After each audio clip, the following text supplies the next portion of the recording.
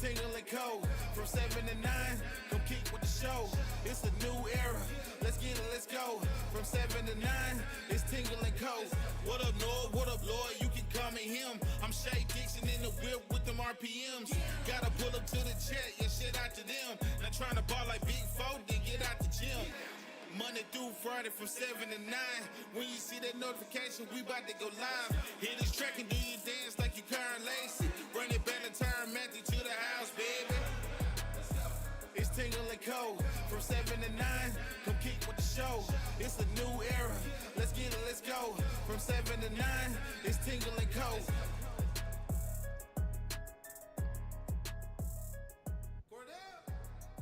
All right. Can't listen to that. It's got a lag. That's going to make me sound like an idiot. But good morning. Appreciate everybody joining this morning as we look a little different. Let me get that audio down. As I'm from the house, from my home. Let me see if make sure y'all can hear me good. Is everything sounding all right? Double. Let's see. That's better. That should solve the issue. It's the webcam. Appreciate you guys hanging out with us this morning. Hey, not us, me. Hanging out with me this morning as Lloyd, I don't know how okay he actually is. As Carl asked, is Lloyd okay, Noah? I wish I could give you an accurate answer because I have no idea. Genuinely. Like, I truly don't know how okay he is. He said yesterday, I texted him as the show, because he left kind of mid-show. I'm pretty sure you guys noticed when Christian took over as the producer. He said, I'm a bounce, I feel awful. I was like, that's all right. I was like, just give me a proof of life whenever you can. I said proof of life at 9 a.m. And I got a text back at 4:54. Not great. So I think Lloyd will shake back. He usually does, but he texted me this morning and said he was out, so he would not be able to be here. So it's just me. Solo show today from my house. This is my home. This is my room. Got my got that state runner-up trophy right there. But I appreciate you guys sticking with me this morning as we're rolling. I appreciate you guys. Yeah, I decided, well, I wanted to cut off this side of my room because that's my bed. I didn't feel like making the bed to go live. I didn't feel like getting up, getting all this kind of slammed together and then making the bed. So I was like, you know what? I'm just going to throw a graphic together to cover that up. So appreciate you guys this morning. As like you see, Christian's not here. Christian is awake though. I texted him this morning, let him know we weren't going to make it into the studio.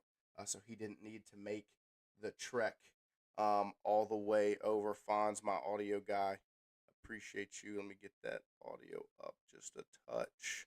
Is that better, Fonz? I'm listening to it, and it sounds fine through my headphones. So if it's not fine, just let me know. But as you can see here on the beautiful graphic on this side, welcome in. Appreciate you guys hanging out with me on this Tuesday morning. As hopefully Lloyd does get better so we can be back in the studio. But for now, this is where we're going to be without Lloyd, as I'm doing a little producing and hosting from home into some of the headlines for this morning. Obviously, LSU on the practice field yesterday. Christian and I were in attendance for that. We got to go on into the indoor for a little bit. And watch, just get some video of some of the warm-up type stuff that we usually get to see. And all of that was videoed and put out on our YouTube channel. So if you did not see that, make sure you go check that out as I posted it yesterday, kind of a little bit in the afternoon, kind of. So make sure you go check that out and see what you can see. Obviously, in those 15 minutes, you don't see much. There's really not a lot to see. It's really just kind of the normal warm-up type stuff. You get to see Nuss move around a little bit, but that's really about it. There's not really much else to see in those videos besides really getting to see Nuss. But here are some of. Give me a second. I'm trying to. I think I'm learning this production thing. So Lloyd might need to watch his back because I'm starting to figure this out. Let's see. See how good I am at this. I think that's pretty good. That works for me. Here's some of the things we saw yesterday at practice. Nussmeier did look good. He moved well. These are just some of the quick hitters from practice yesterday. Beautiful throw to Berrien Brown that we watched outside in the. I don't remember if it was 11 on 11 or 7 on 7, but Berrien Brown was definitely in coverage, and it was dropped in a bucket between the corner and the safety. PJ Woodland looked good, made a really, really nice play against Trades Green, who I'll get into Trades Green because that was unbelievable the way he performed yesterday. Jakeem Jackson looked like he might have gotten a little shook up during the indoor period. I don't know, but he was on the bike for the majority of the outdoor section of practice. So we didn't really get to see him in the 11 on 11s or in the 7 on 7s. Those were all, he just got to kind of work in the 1-on-1s, and that was about it. And then obviously Blake Baker met with the media after practice yesterday. And he gave some really nice tidbits on Perkins, Gooden, some of those other defensive additions. AJ Halsey, I really like the quote he gave on AJ Halsey. We will discuss that as there it is. We will discuss that as we roll on. We'll get into some of the sound bites. Appreciate you guys in the chat. We'll discuss that as we roll on. Some of the sound bites that Blake Baker had this morning, or not this morning, yesterday. We'll discuss them this morning. In addition to that, we will be back on the practice field today. No cameras though, so won't get any of that video out or any pictures out to you guys. Shout out to Chris in the chat, keeping me in line with the audio, but also been crushing it. If you look at the thumbnail for today, both of those pictures are taken by my guy Chris, and he's been doing great work getting out here and taking care of it for us. And so make sure you give him 2 claps and a handshake for all the work that he's done. Shout out to Chris. But we will be at practice today. Me and Christian will be there watching it. We get to see everything. We get to watch practice, but we just don't get to video. So we'll take some notes. I've got my notes here, a little chicken scratch from yesterday. I'll have some more notes to run you down on tomorrow. Also, if you did not see, the AP poll came out yesterday, and LSU was sitting at number 9 on that poll. And let me get it pulled up here. The AP poll obviously dropped yesterday. We debated the coaches poll a good bit last week, and now kind of debating the coaches poll. I mean the AP poll as it comes out yesterday, and LSU stays at the same spot. No movement for the Tigers on the AP poll, as they stay at 9 in both polls. So if you are a fan of that or if you are against that, let me know in the chat because I was a little surprised to not see any movement by the Tigers in the AP poll. I figured maybe they would get bumped up just a tad, and obviously they didn't. So I was a tad bit surprised because I assumed that they would maybe be a little bit higher. You did see some movement with some of these teams moved up in the poll. Clemson obviously gets a nice little bump up in comparison to the coaches poll. Here, I'm going to pull it up for you now. Why is it so zoomed in? Let's get that fixed. I'm going to get this AP poll pulled up for you guys. If I can get it fixed. This might be the last time that I do any work with the pulled up images, because this is making the show go much slower than I would like. But here is the AP poll. You've got Texas 1, Penn State 2, Ohio State 3, Clemson 4, Georgia 5, Notre Dame 6, Oregon 7, Bama 8, LSU 9, Miami 10. So a couple of takeaways to this. A lot of LSU opponents on this top 25. As you see, Clemson up there at 4, Bama at 8, South Carolina 13, Florida 15, Oklahoma 18, A&M 19, Ole Miss 21. So a handful of LSU's opponents here in the top 25, and LSU is sitting there at 9. So that means on August 30th, 18 days from today, you will have LSU versus Clemson in a top 10 matchup, number 4 versus number 9. So it was there's the AP poll. We'll obviously get into that as the show goes on this morning as well, because I can't say I completely agree with it, but it is a tad bit of clickbait, as I'm sure we all know. The AP poll is not anything to be basing your your your your livelihood off of, because they are making that for clicks and for reactions. But the good thing is, it helps me get something to give me something to talk about on a day where I'm by myself. As you see, one of the other takeaways with the poll is number of ranked teams on their schedule. Texas has 5, Georgia has 5, Alabama has 5, A&M has 5. South Carolina plays 6 ranked teams in this top 25. LSU, Florida, and Oklahoma all play 7 teams on that top 25. Ohio State, Penn State, Illinois, or these are just ranked teams in general. Ohio State, Penn State, Illinois, they're in the Big Ten, are the only 3 that have 2 or more ranked opponents. Illinois with 2, Penn State with 3, Ohio State with 4. So that right there, my friends, should shut down the discussion and the debate between SEC and Big Ten. In other news, one of the final headlines, as LSU men's basketball brings in Jack Frost as their new director of scouting. Frost spent some time at the University of Denver last year. He was the director of operations, and that was after 5 seasons as the Stanford, as being an assistant coach and other titles with Stanford basketball. So, with Stanford, he served as the program assistant, video coordinator, then a special assistant to head coach, and then as an assistant coach. So those were the 3 different jobs he had at Stanford, and now he is the director of scouting for LSU. So really, you just need to be smart when it comes to basketball, because what he will have to do, he'll have many of the preparations for the staff. He'll scout future opponents, prepare video clips of practice and opponents for players to be able to study. So it just allows them to go a little more in depth in the teams they will be facing off against. So there's the new addition to the men's basketball staff. Obviously, not too many things to be excited about in men's basketball, but I feel like they might win you over as time goes on. I know a lot of y'all aren't fired up about it yet. The Chuck Bednarik Award watch list got Harold Perkins and Whit Weeks on there. 2 claps, bro.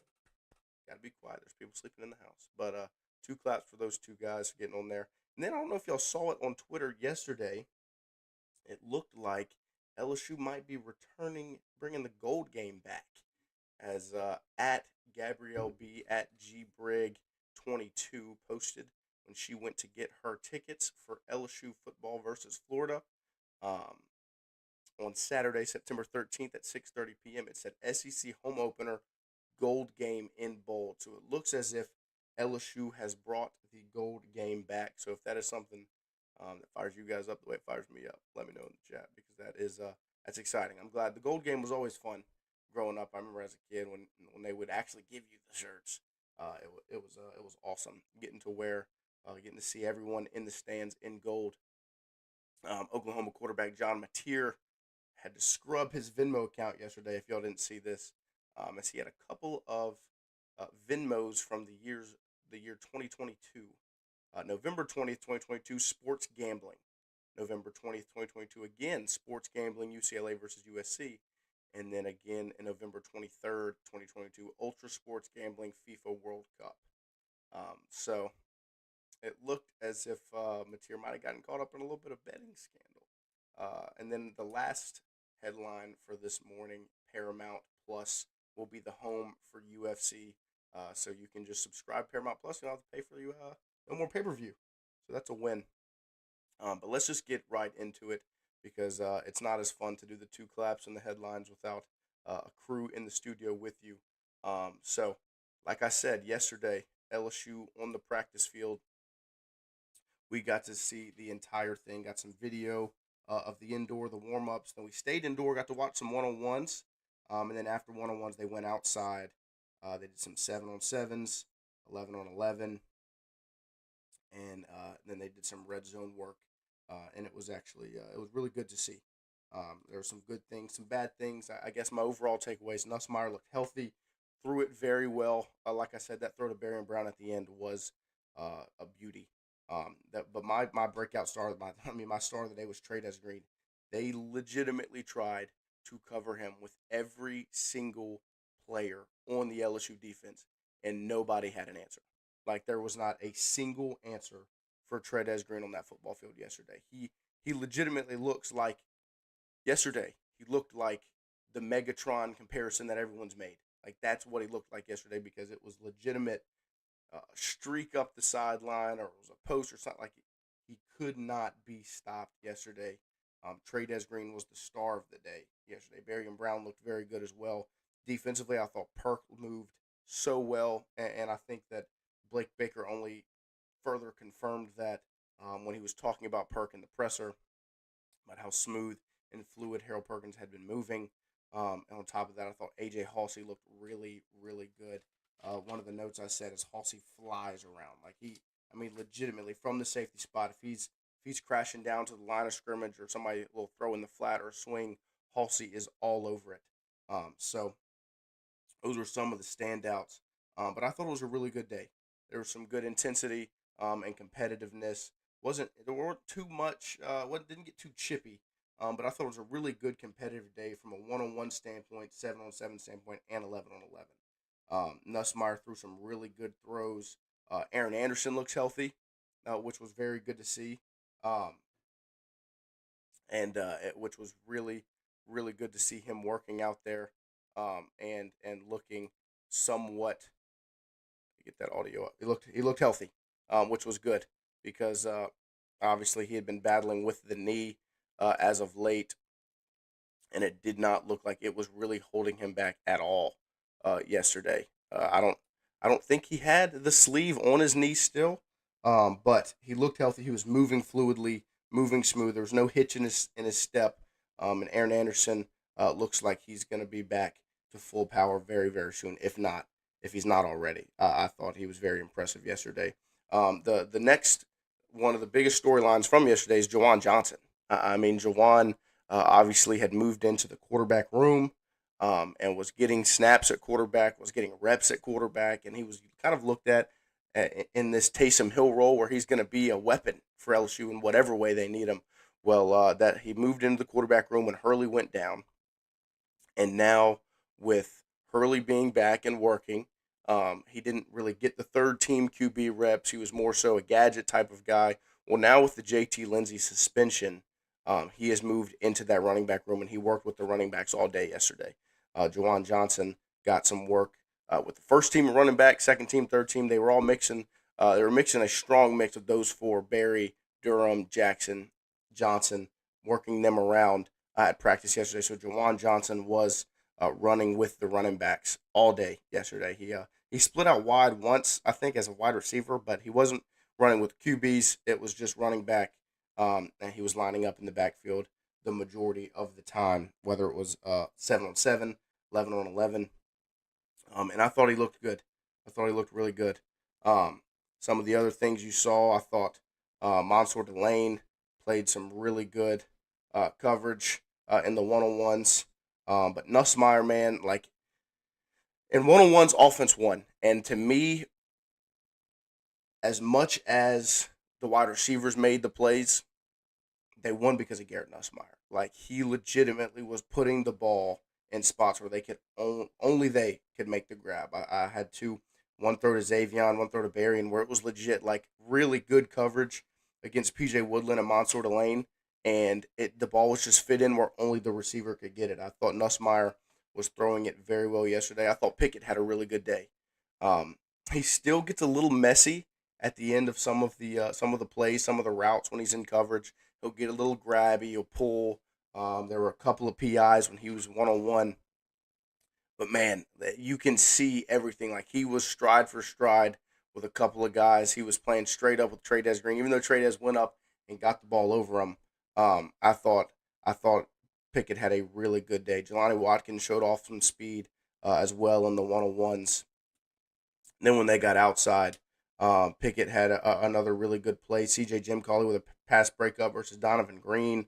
I thought there were some really, really good throws from Garrett Nussmeier. Another Xavier Thomas versus um, Mansour Delane, who that one was against, as Nussmeier fits it in there.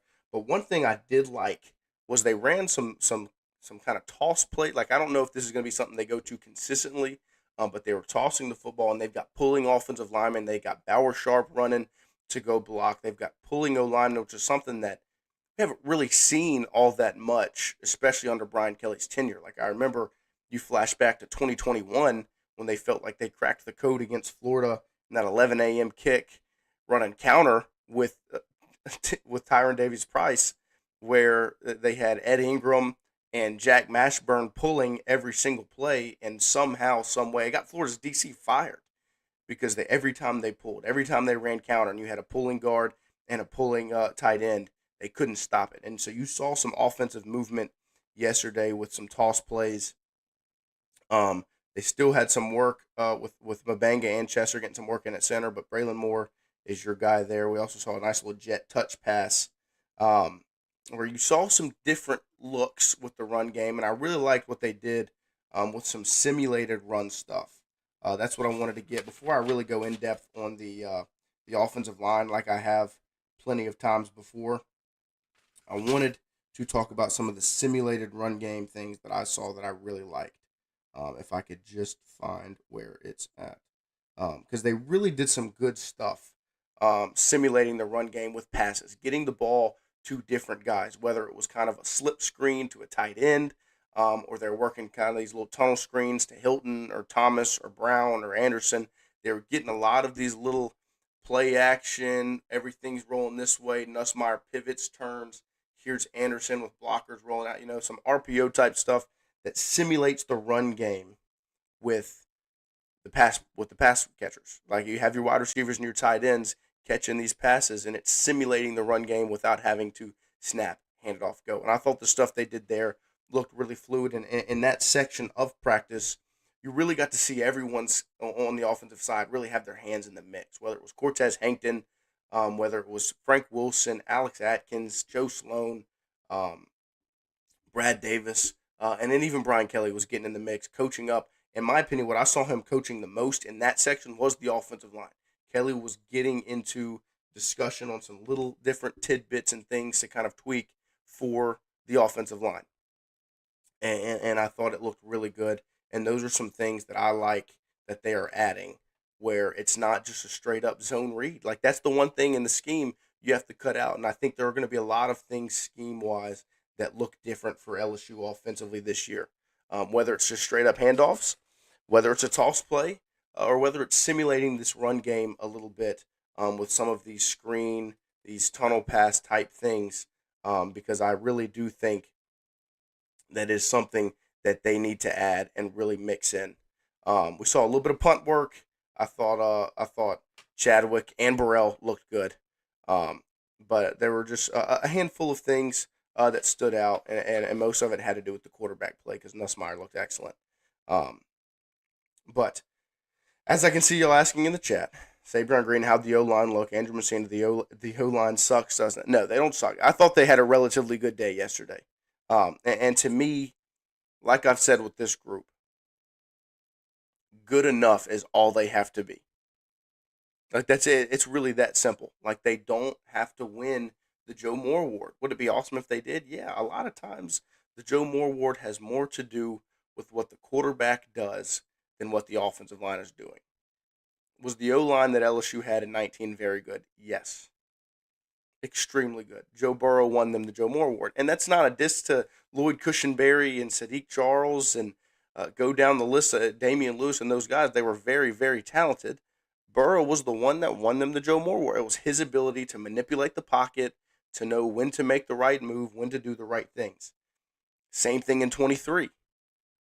I feel like that line should have won the Joe Moore Award. And the reason they would have won it, should they have won it, would have been Jaden Daniels, manipulating the pocket, moving at the right times, and not getting sacked. You saw the difference in the same offensive line, besides one player, which is obviously a huge one, going from Charles Turner at center to DJ Chester. The rest of that line was the exact same from 23 to 24, and it looked very, very different. And to me, it's because of who's manipulating the pocket. You had Jaden Daniels, who, one, is a much better athlete, two, is a more experienced quarterback, versus Nussmeier, who didn't quite have that same experience. And so the O-line didn't look quite as crisp. Now you have a quarterback that has the ability and the knowledge and the experience to manipulate the pocket the way you need him to, because you need him to. And so I think, to me, all this O-line has to be is good enough. Give him just enough time. And I thought they did a good job with that yesterday. I thought they looked good.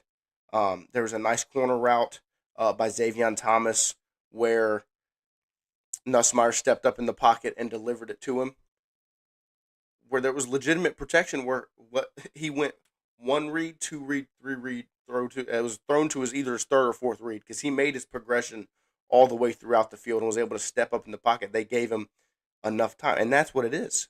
You just have to be good enough. To me, like, that's my expectation with this O-line. Like, look, I don't think they're bad whatsoever. Like, I don't think this is a bad offensive line. We've seen bad offensive line. Max Johnson got massacred in whatever year was it, 21? Like, he was getting battered back there. We've seen that. This is not that. These guys are extremely talented. You do not have, no offense to them, you don't have Liam Shanahan on this line. You don't. You have Tyree Adams, you have Weston Davis, you DJ Chester, Braylon Moore. Like, you have very, very talented guys. But the reason there's so much pressure on them is because of what you have on the outside and how good you can be. And it does feel like a lot of it falls on their shoulders. Like, and I even talked to Cohen Eccles about it when he was in the studio. Like, y'all are the one group on this team, but especially this offense, that you're sitting back and you're going, what could go wrong? Obviously, a Nussmeier injury or a Caden Durham injury would be huge, massive blows, but we're not going to talk about injuries. What position group could really let this thing down? And it would be the offensive line would be the answer. I don't know. There would be no one else I could think of. I would be surprised if anyone else said any other position group, especially on the offense, that could let this team down. It would be the offensive line. That's where the pressure has come from. And so we're kind of watching them with a magnifying glass. Everyone's looking at the O-line closer than really we have the last 3 years. Besides maybe 22 when Kelly first got here and Will and Emery were freshmen. But in 23 and 24, we didn't watch the O-line with a magnifying glass. You knew what you had, so you trusted it. Now we're watching it with a magnifying glass, and we're dissecting each and every little piece. Is that a good thing? Is it a bad thing? I'll let y'all decide that. But to me, I don't think it's a bad group. It's not. They are extremely talented. It's about meshing, and that's where my concern right now lies. Is I just don't feel like they have really found that five yet. If it is this original five, let's do it. Run it, because this is the five that's gotten the most work on the field. But it feels as if they're still kind of figuring those guard spots out, which, if they are, would bring me a little bit of concern. Yesterday, they didn't really move them around much with the first team. It was that same five from left to right: Adams, Chester, Moore, Thompson, Davis. That's what the five has been so far consistently throughout camp. But I do think that they had a good day yesterday, and I think Nussmeier's day, being as smooth as he looked and as crisp as he looked, has to do with the fact that they gave him enough time, but also those things go hand in hand. His ability to move and manipulate the pocket allows them to do things, makes their life easier. If he's a statue back there and he's not working up in the pocket or sliding or shifting or getting the ball out on time, like, those things play in their favor. And I thought he did a really good job yesterday working in the pocket. And you saw it pretty consistently yesterday when he was out there. Caden Durham, I thought, had a really good day yesterday, where he's moving very fluidly. If he finds the crease, he's hitting it hard, and he's able to break off long runs. It's very, very impressive. From a receiver standpoint, like I said, Aaron Anderson looks healthy. Barian Brown is as advertised. Like, he is fast, he is smooth, he's fluid, and he you can see a trust between Nussmeier and Brown already on the field. But the winner of the day was Trey Green. Harold Perkins is very, very good in coverage. Could not stop number 14 on offense. Couldn't. Like, genuinely could not. Like, as much as I think Harold Perkins is one of the best cover guys on this team, on this roster, and has been since he's been on campus, he was probably your best cover guy in 23 at the linebacker position. One-on-one with a tight end, I would take Harold Perkins every single time. Like, against any other tight end in the country, I would, if you asked me who on this team would you want to guard the tight end from another team one-on-one in coverage, I would say number 7 in purple and gold. I would say Harold Perkins, one-on-one with a tight end, wins every single time. Like, I would take him every time. Yesterday, lining up against number 14, he got beat 2 or 3 times yesterday.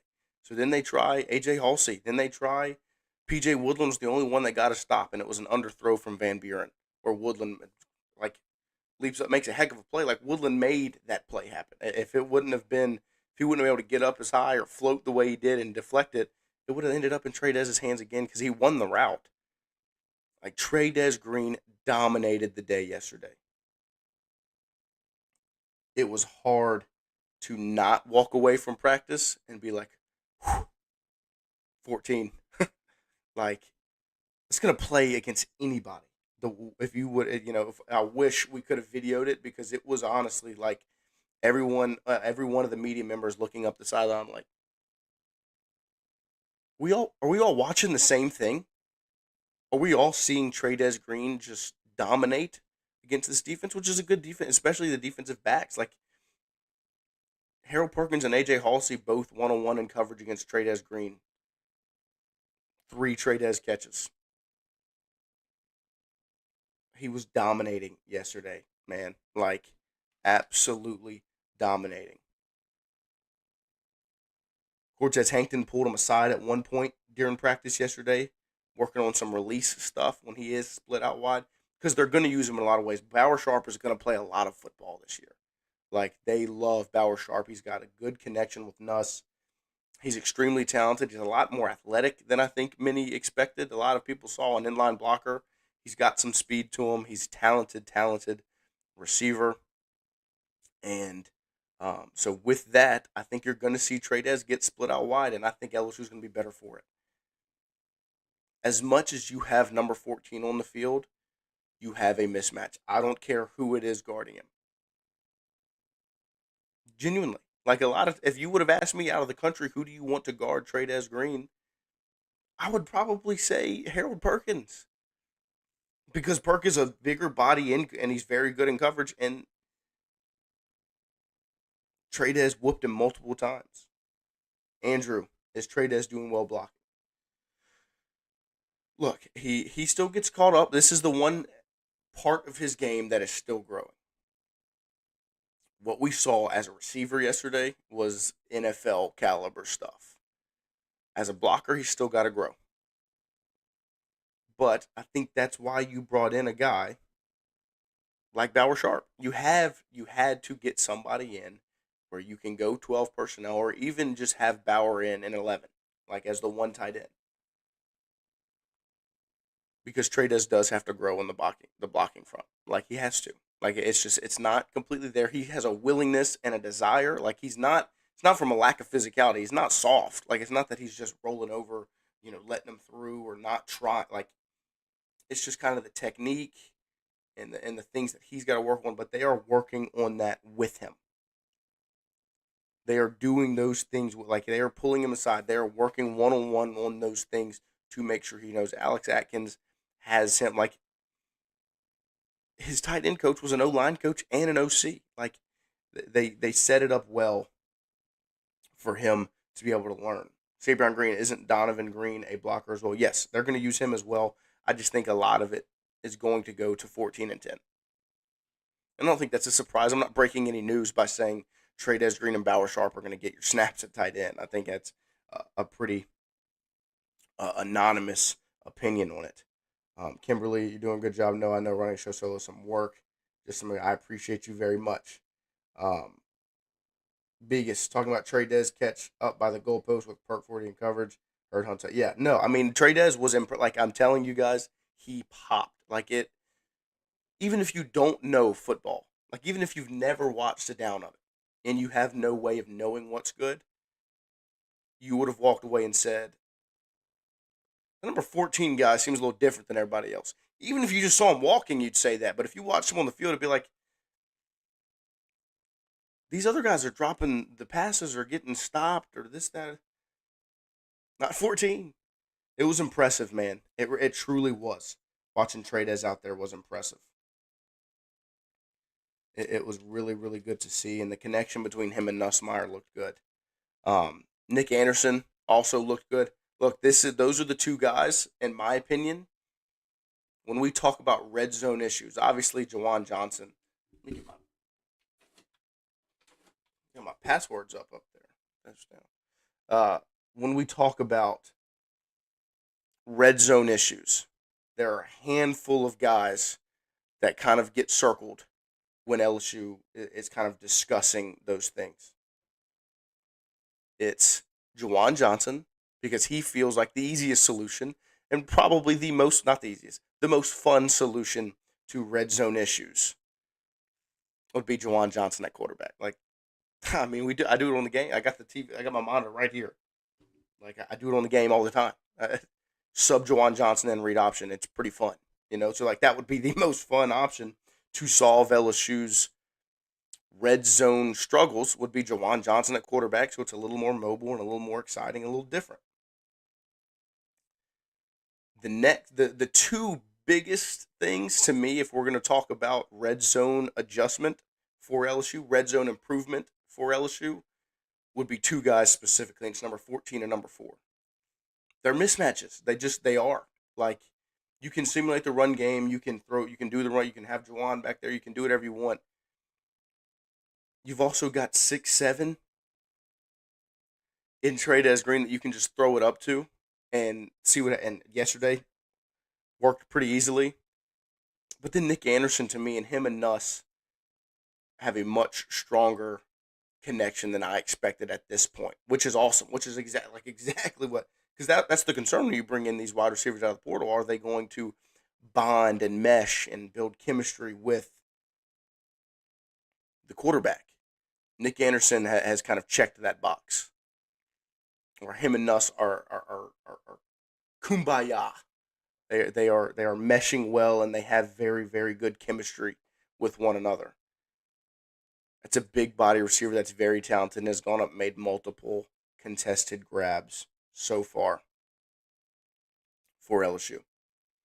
14 and 4 should solve those red zone issues. And I'm really excited to see what it looks like. Fat Boy Slim.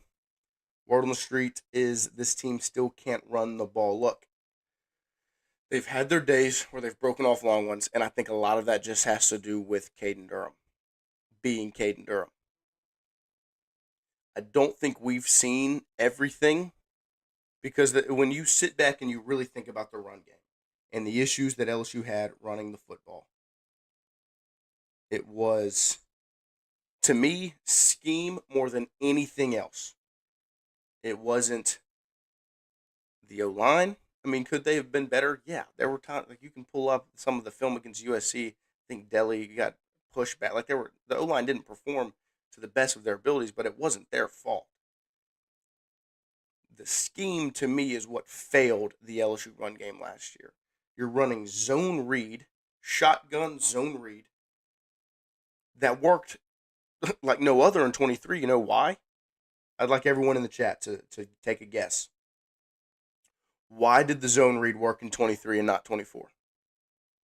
The zone read handoff in 23, you were able to get 5, 6, 7 yards. In 24, you weren't able to get any. What was the difference that was making the zone read type scheme not work from 23 to 24?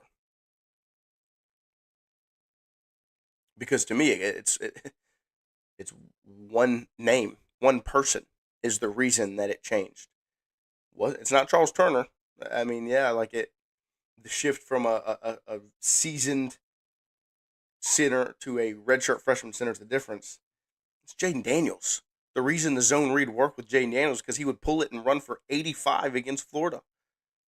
And then he'd pull it again and run for 50. And then he'd pull it again and run and run. And this, that. The defense was always on their toes with the zone read between Logan Diggs and Jaden Daniels. Last season, a zone read handoff from Nussmeier to Durham. You're basically telegraphing, like you're basically telling them what you're doing because you're not. He didn't pull it. He wouldn't pull it. Andrew Messina, if the scheme failed last year, how can we expect it to be any different this year? I understand. It's a good point. My thing is, why would we expect it to be different? Because it has to be different. It has to be. I think there are still going to be similar things with it, but there have to be changes because it did not work. You saw it. It didn't work. Nussmeier running the zone read offense didn't work.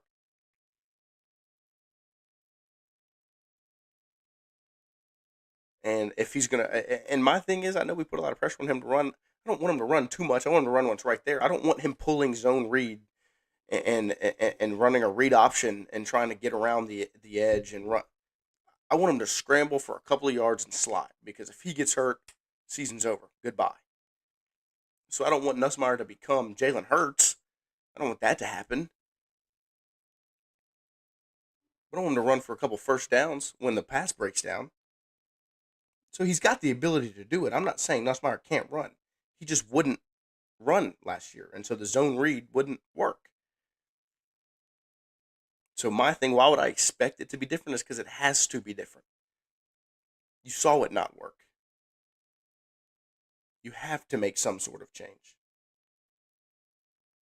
Have to. Like you can't run. And you saw it change somewhat last year where they moved into pistol or Nussmeier got under center. Like there were some different things they did last year where they were finally toying with it a little bit.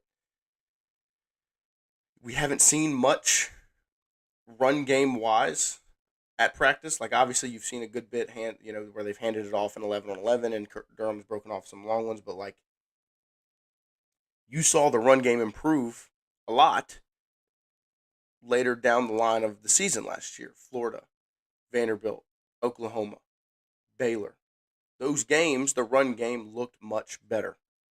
And so in my eyes, in my opinion, I would expect the run game to continue to move that direction. Because you've done the things to change it, and you're just in the position where you kind of have to change it.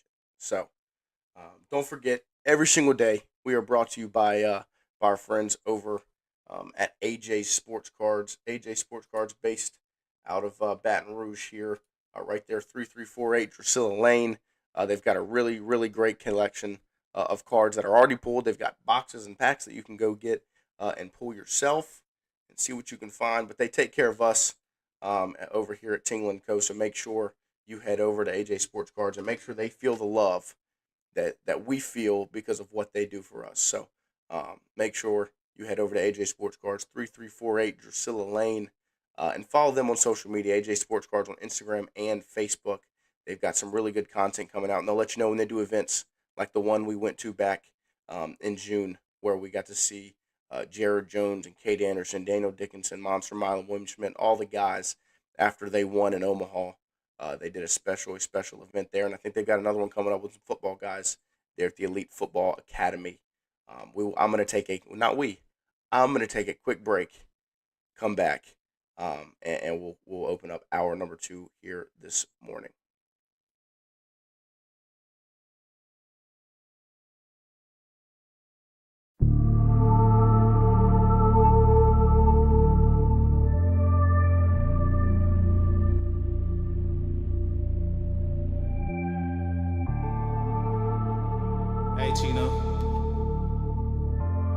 my headphones up, bro. Yeah, right there. Now I'm focused on getting deposits. Evil in the way, now I'm just driving around it. They said I need a soul searching, I already found it. I ain't like my other side, now I'm sounding astounded. Drive by and let it ride like I'm whipping a Tesla. Pressure never fazed me, cause I'm bigger than pressure. I'm on my grind, bullshit, I can't fit on my schedule. I'ma do what's best with me, you can keep all your lectures. Spend the summer stacking bread, might be gone to November. Pulling up like Trey Young just to freeze up December. I got niggas on the block like traditional sinners. OGs love me, so I hang with traditional winners. I took a break for a minute, I had to go charge up. Had to focus on my business, I'm coming back smarter. Hit up DJ, tell him go like I'm dropping the Carter.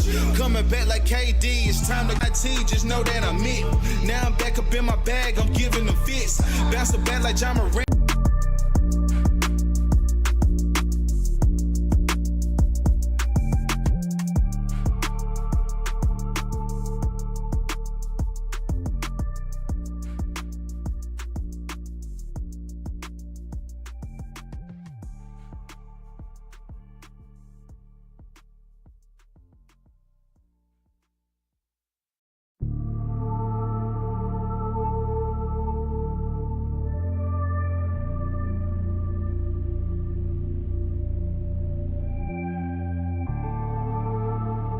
Hey, Chino. Cut my headphones up, bro. Yeah, right there. Now I'm focused on getting deposits. Evil in the way, now I'm just driving around it. They said I need a soul searching, I already found it. I ain't like my other side, now I'm sounding astounded. Drive by and let it ride like I'm whipping a Tesla. Pressure never fazed me, cause I'm bigger than pressure. I'm on my grind, bullshit, I can't fit on my schedule. I'ma do what's best with me, you can keep all your lectures. Spend the summer stacking bread, might be gone to November. Pulling up like Trey Young just to freeze up December. I got niggas on the block like traditional sinners. OGs love me, so I hang with traditional winners. I took a break for a minute, I had to go charge up. Had to focus on my business, I'm coming back smarter. Hit up DJ, tell him go like All right, welcome back here.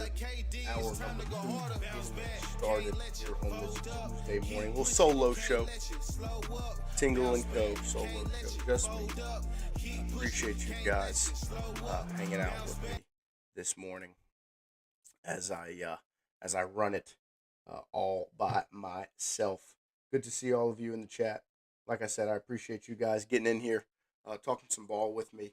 Like I said, Blake Baker met with the media yesterday, giving a little update on the Tigers on the defense. Talking Harold Perkins, Bo Brewer, way too long of a break. Hey, well, Bo, I'm actually doing this by myself, trying to produce and host. So just give me a little bit of slack. Cut me a little slack. I was trying to get this Blake Baker cut up in here. I'm not a producer. I'm just kind of a man on a microphone and trying to be both. So I appreciate you guys hanging out with me. I want to get into some of this Blake Baker sound. As like I said, he met with the media yesterday, talking about some of the guys from this defense. And the first name you're going to think of when you think about this defense, it's going to be Harold Perkins. So here is Blake talking about Perk. Star. Yeah, I think that all three of them look really, really good. Again, we're being smart in how we manage their reps. We're listening to them. They know their body better than anybody, but they really haven't skipped a beat. Again, you really couldn't tell. Had you not known, you would not know that any three had off-season surgery. And I do. I think this is the best fit for Star. One of the things that we did after the injury is Perk and I sat down, and he's such a good young man. You know, I asked him, what position do you want to play? He's like, whatever you want me to play, Coach. I said, no, Harold, what do you want to play? And he said, Coach, I think I'll be best at Star. And so a lot of that, you know, I do that a lot with guys because if they believe that's their best position, they're probably going to be most comfortable there. So he looks really, really comfortable out there. Like I said earlier, he can do it all. He can cover, he can blitz. He's got great range in zone. He's kind of tailor-made for that job. Yeah, so a nice little look. Oh, let me get my. Yeah, so a nice little look at. God, it always. There we go. Now I'm back. A nice little look at the conversation between Blake and Perk as they discuss kind of where he was going to end up on the field, whether it's star, linebacker, edge rusher, what. And he chose star. It was a Harold Perkins. Like a lot of the discussion around Perk has been, um, is it him kind of trying to get um, to be a linebacker for the NFL? This, that, and the other. He wants to play star. He feels free at star. And like Blake said, if a player is telling you this is the position that they want to play, that's probably where they're going to be most comfortable. And you've really seen that comfort with Perk so far at fall camp. Like, he looks fluid, he looks smooth, he looks comfortable on the field. He does. Like, at star, he looks like he's in a role that fits him and everything he can do. He really fits the star role perfectly. That's who he is. He's somebody that can cover. He's somebody that can rush off the edge. He's somebody that can fill a run gap. Like, he fits all of those different criteria of somebody that you want playing star.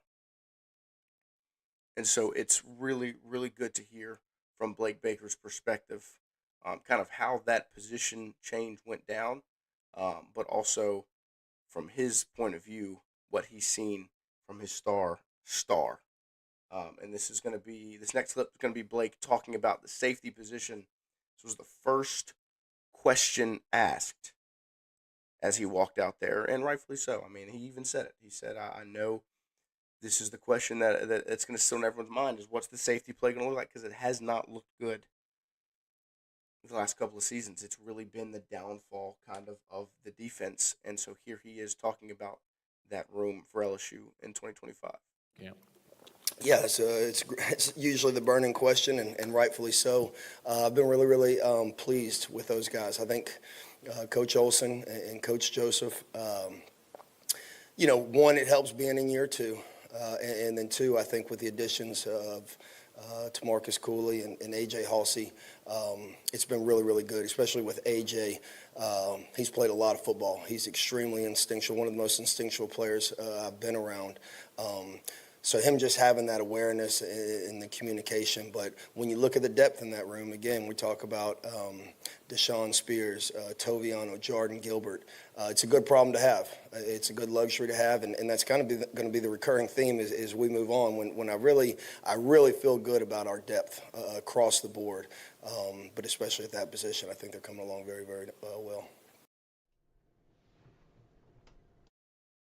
Yeah, there he is, Blake Baker, talking about that safety room. Look, that is a room that, like I said, it's kind of been a letdown the last couple of years. The guys in that room have not stepped up and been what you've needed to be a successful LSU defense. So what do? You go out in the transfer portal, you bring in Tamarcus Cooley in the winter window, and then the spring window, you bring in A.J. Halsey. And look, you saw Blake Baker's face when he started talking about A.J. Halsey. He lit up. And rightfully so. He's looked the part on the field so far, and he's going to be a big-time ball player for LSU. He's played a lot of football, like Blake said. He's so instinctual, and that's something that, even though Blake said it, it's something that you can see when you're watching him play, is he seems to play with just these natural instincts that allow him to make plays. Like, he crashes down, he steps up. And the one thing I like that he said right there at the end is the depth they have across the board everywhere, but especially the defensive back. Like, you've got 5 safeties right now that you feel like you can mix in and use: Cooley, Halsey, Toviano, Gilbert, and Deshaun Spears. Those are your 5, and that you've seen a strong mix between them. Not Spears. Gilbert, I've seen kind of move and work with the star group a little bit, which I think will fit him well as well. But you're betting on Halsey to be a baller at safety, and so far he's looked like he will be. But that's a position group that's going to have a lot of eyes on it. And Blake looks and sounds confident in that group. And I think a lot of it has to do with those 2 guys they brought in Cooley and Halsey, because I think they're going to be your guys at that spot. And rightfully so. But speaking of a guy that they brought in, here's Blake Baker talking about DJ Pickett, freshman corner. 10 days camp. DJ has grown so much from when we had him in bowl practices to spring practice to now. 10 days in, he's a freshman. There's been some days where we got to continue to work on his consistency. But the biggest improvement from spring to fall has been his physicality. He has done a really, really good job tackling this fall. In the spring, there were some moments where, and again, he's put on, 20 pounds or something like that since he's been here. So the weight room's going to build confidence from that standpoint. But I've been more impressed with his physicality so far than the coverage skills and stuff. He's always had that, and he's gotten better. Don't get me wrong, but his physicality he's turned it up a notch this fall camp. And look, that's what you want to hear when you're talking about DJ Pickett is the physicality. I see P-Dub, it'd be cool to see Pickett at safety. Yeah, I mean, it would be cool, but the physicality standpoint isn't important for a corner. Yeah. It's much more important for a safety because they've got to come down, they've got to hit. And he doesn't have that physicality yet, but it's really good to hear Blake talk about the fact that he has put the weight on to get stronger, but the ability to be physical, to show that physicality rather than just kind of get hit or get pushed around or just be the 100 whatever pound freshman he was when he got here, because he was a slim guy. And you've seen that growth physically, him develop, but he shows the desire to be physical, and that's huge. And I think, like Glenn West said yesterday, it's not a if DJ Pickett sees the field as a freshman, it's a win. And I think one of the matchups that I saw that I liked his physicality yesterday was when I think he was matched up with Trey Dez. And he showed a little bit of physicality. He showed the ability to be physical with a bigger body. And I really liked it. And speaking of Trey Dez, this is Blake Baker talking about how to guard Trey Dez Green, I guess, or the lack of ability to. Yeah, Trey Dez he's an unbelievable athlete. He's got the ability to flex out like a receiver and be a mismatch. And then he's physical in the run game. The one thing, especially, he's a highly touted basketball player that doesn't necessarily translate to physicality. Trey Dez will throw it in there. So he provides a problem. The other thing he provides a problem with is you don't know, depending on what personnel, they can line up in a lot of different formations. So he's a mismatch. And I think Coach Sloan and that offensive staff does a really, really nice job of trying to put him in advantageous situations. Yeah, I mean, he's an ace of spades, like literally, like he is a cheat code, and you saw it on full display yesterday, where he just couldn't.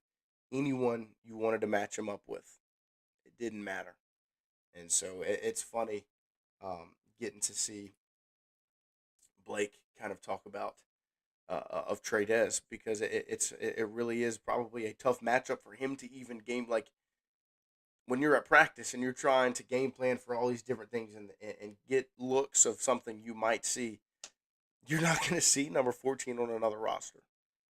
Nobody else has that. And so it really is fun to watch Trey Dez play football.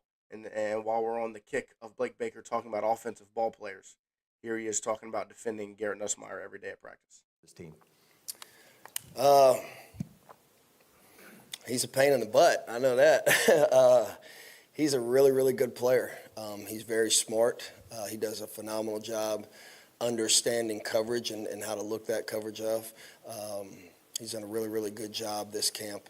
It's been written about a ton as far as extending plays. But, again, of all those things, the thing that he does off the field and the way that he leads, and he's not afraid to speak, he's what you want in a quarterback, in my opinion. When you talk about, there's quarterbacks that sometimes are really good players and they're quiet leaders, but he's outspoken and the guys rally behind him. So it's been fun. Yeah, I mean, I think one of the things you've seen the most with him out on the field has been that leadership quality, the rally around him thing that Blake said there at the end. Nuss does such a good job getting the team to rally around him and to be fired up and locked in. And on top of that, like you say, he's a pain in the butt because he makes throws where Mansour Delane, really good coverage. PJ Woodland, really good coverage. Ashton Stamps, really good coverage. Like, I legit have that written down, but it's wow throw, wow throw, wow throw, wow throw. And they all have number 13 next to him. Because he is so accurate, and he was putting the football in a spot that only his receiver could catch it. And it was really, really fun to watch yesterday. But staying on the same topic of quarterbacks, here is Blake Baker talking about, this was his longest answer of the day, I believe, where he talks about stopping the running quarterback, and some of his defensive line as well, because that's been the knock. That's what they haven't done well the last 2 seasons, but last year they fell apart when they saw running quarterbacks. Like, fell apart. Whether it was Marcel Reed in the second half of that football game, Jalen Milroe in that Bama game, DJ Lagway against Florida. He was kind of hurt, but especially those two, the A&M and Bama games were the ones that were overblown and shown they can't stop a running quarterback. Lenore Sellers against South Carolina. And guess what? We talked about the top 25 and the ones LSU has to face off with this year. Number 4, Clemson. Klubnik can move. Number 8, Alabama. They announced Ty Simpson as their quarterback, starting quarterback yesterday. That doesn't really ignite fear in my heart, but he does have the ability to run. Lenore Sellers at South Carolina, number 13. DJ Lagway at Florida, number 15. Those two are extremely, extremely talented runners of the football. Mateer at Oklahoma, number 18. He can run. If you don't know, if he plays, like, he doesn't get caught up in this gambling scheme. If he plays, he can move. Reed at 19 with A&M. But busted you up last year. Simmons at Ole Miss, I don't really know his ability to run all that much, but I would assume in 2025 it's hard to see a quarterback that can't move. And so LSU has to improve in that front. The way you got dog walked in Tiger Stadium last year against Alabama solely because you couldn't stop a running quarterback cannot happen again. And there are going to be multiple examples, like I just went down, multiple opportunities for it to happen again. Yeah, I think one of the things when you go back and look at last year with stopping a running quarterback, I'll answer that question first. There's definitely some things that we're going to do different schematically to give our guys a better chance at that. Sometimes, and it's probably just something that I have to do a better job of, is understanding, how do I want to put this? I'll just leave it at that. Making sure that we give them the tools necessary to stop the run, whether that be an extra hat, whatever the case may be. As far as the defensive line, again, as I said, it's going to be a recurring theme. Feel really good about really 4 or 5 at both of those positions, at defensive end and defensive tackle. I look at them as 1A, 1B, and it's a luxury to have those guys. But when you look at them rushing the passer on the front 4, the biggest difference so far from this camp to last year is we're getting some pressure from the inside. It's not necessarily just on the edges to be able to push that pocket. That's just as important. When you look back at last year, we were one of the best teams in the country at pressuring the quarterback. I think we're middle of the road in sacking the quarterback. It's all got to work together, meaning front and coverage, but also the front 4. There were several times our ends were right there. If we could have got a little more push inside, quarterback goes down. So been pleased, especially inside, with those guys getting the push this year that we need. Yeah, I mean, the defensive front that LSU has brought in, it's kind of for that reason. Like, you have to create havoc, and that's Blake Baker's word, is havoc. And the guys they've brought in, I think, have done an excellent job of that up to this point, especially number 88. I mean, it's hard to not talk about Bernard Gooden when you're walking away from camp, from practice, because he's looked excellent up to this point. Like, he's looked really, really good. And he brought it up right there, talking about rushing from the interior, getting pressure from the interior, rather than just last year where it was just solely Swinson and Jones around the edge. That was the only time they ever got pressure, was Swinson and Jones off the edge. And you have to be able to create some sort of havoc or mess in the interior. And I think now LSU has the horses to be able to do that.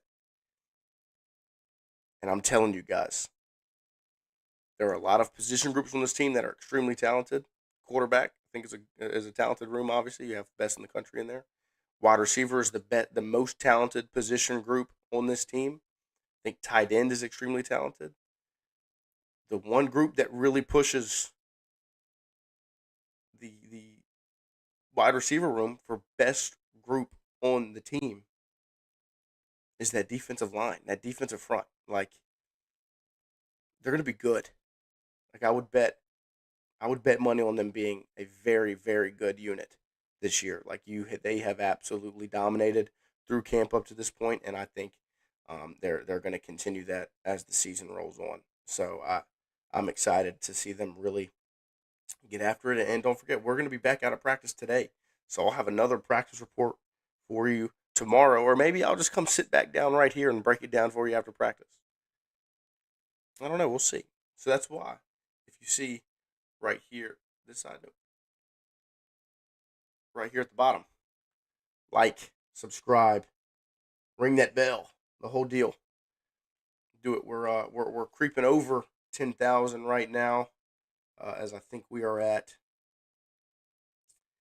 10,061 subscribers right now. I appreciate you guys immensely getting that number up. We wanted 10K before football season, and we got it with about a month to go, and we might hit 10.1K again, and we'll keep adding on to that. So I appreciate you guys. Don't forget our guy Tommy G, Gomart and Wardos. Tom is in the chat. I don't know if he is. Tommy G, Tom Graining. If you see him in the chat, tell him you love him, because he's the reason we're going to make that trip to Clemson this year. We're going to head over to Clemson, South Carolina on August 29th. We're going to watch the Tigers on August 30th. We're going to head back on the 31st. We'll do some content in Clemson. We're going to do a little something on the ride up. We'll do a show when we get there. We'll do a pregame show. We'll probably do a postgame show. The whole deal. We'll do it while we are in Clemson, South Carolina. We'll be there live in the flesh. If you're going, make sure you find us. Come say hello. And if you appreciate the content that we're making out there, don't forget, it's all because of Tommy G, Tom Graining there, Wardos, Po' Boys over in Natchez, and Gomart in Natchez as well. We're going to make those stops on our way to Clemson as well. So appreciate you guys hanging out with me this morning, as it's just a little thrown together show here on this Tuesday with no Lloyd. I really do hope Lloyd's okay, because honestly, we've got the 10K subscriber celebration will be in Clemson. Now, maybe we'll throw something together. I'll see what I can do. It just depends if Lloyd's actually with us still. I did hear from him this morning at about 6:30 a.m. He texted me. So I have heard from him today. In this set of 24 hours, I have heard from Lloyd. Hopefully, he will be back tomorrow. If not, I'll probably be back right here. I appreciate you guys. I'm going to get out of here a little early, so I can head out to Baton Rouge, because I got a little bit of a drive to get out there for practice this morning. So I appreciate y'all, and we'll be back tomorrow morning, whether it's just me or if it's the whole crew. We'll be back then. Appreciate y'all, and see you then.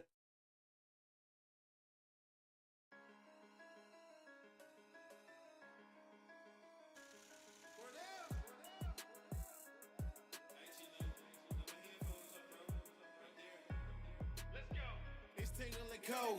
From 7 to 9. Come kick with